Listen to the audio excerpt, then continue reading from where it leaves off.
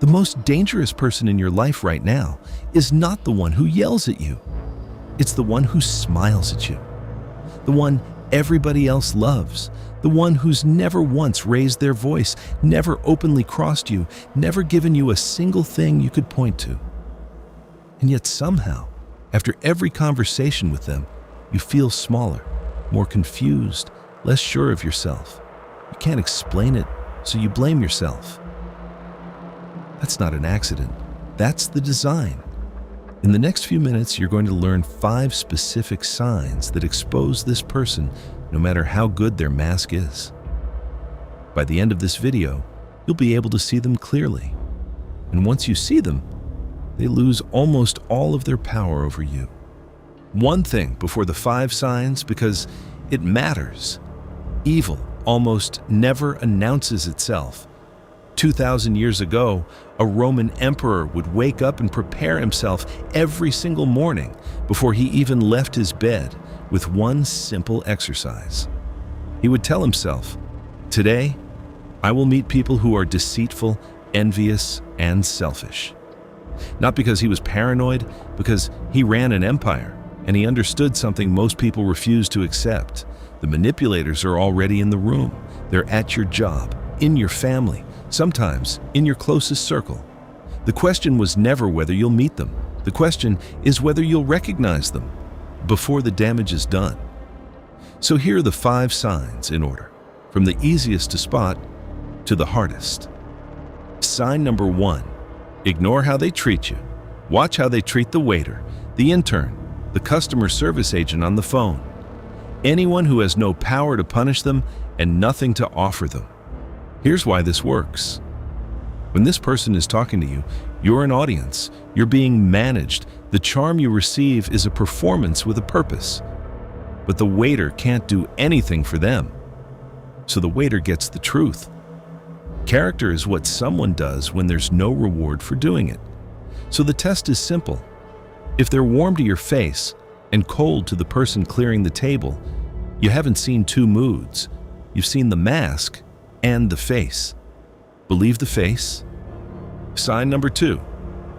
Listen to how they talk about their past, the ex who was crazy, the boss who was threatened by them, the friend who betrayed them out of nowhere, the family member who never understood them. Play the tape long enough and you'll notice the pattern.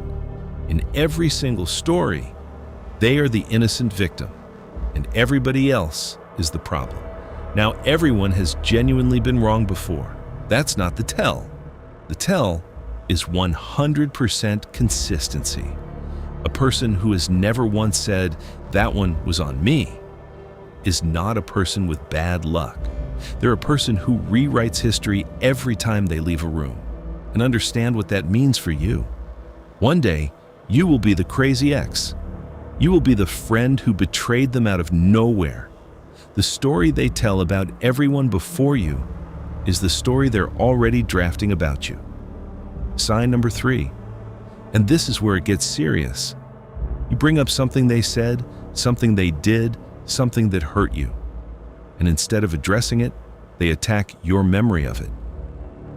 That never happened. You're being way too sensitive. You always twist things. I never said that. Notice what's happening in that moment. The conversation is no longer about their behavior. It's about your reliability. That's the move. They can't defend what they did, so they put your perception on trial instead. And it works. Because you're an honest person, and honest people are willing to consider that they might be wrong. They're using your best quality as the weapon. Here's your defense, and it's older than you'd think. The event and your interpretation of the event are 2 different things, and nobody gets to reach into your head and edit the event itself. What you saw, you saw. What they said, they said. Write things down if you have to. Your memory is not the problem.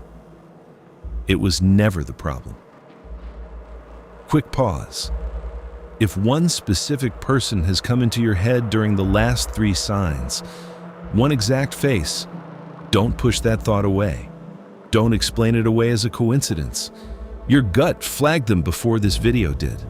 The next 2 signs will tell you whether that flag is real. Sign number 4. Every favor comes with an invoice, not right away. That's the trick. They help you, they support you, they show up for you, and it feels genuine in the moment. But months later, when they want something, the receipt appears. After everything I've done for you, I was there for you when nobody else was. You owe me this. Understand the difference this reveals. A good person gives because giving is who they are, and the act is finished the moment it happens. This person gives the way a fisherman throws a line. The kindness was never the point.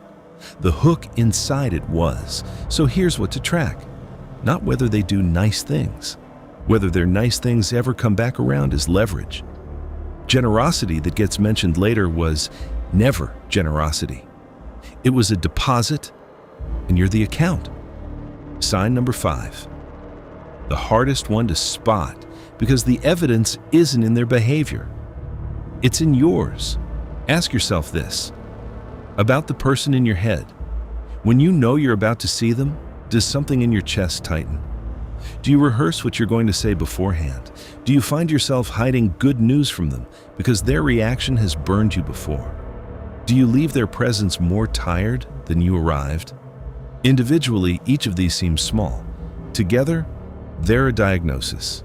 Your body is keeping a record your mind keeps deleting. The people who are good for you make you more yourself. The people who are corroding you make you less. And you can feel the difference long before you can prove it. Stop demanding proof. The shrinking is the proof. So you've spotted them. Now what? Here's what not to do first. Don't try to expose them to everyone.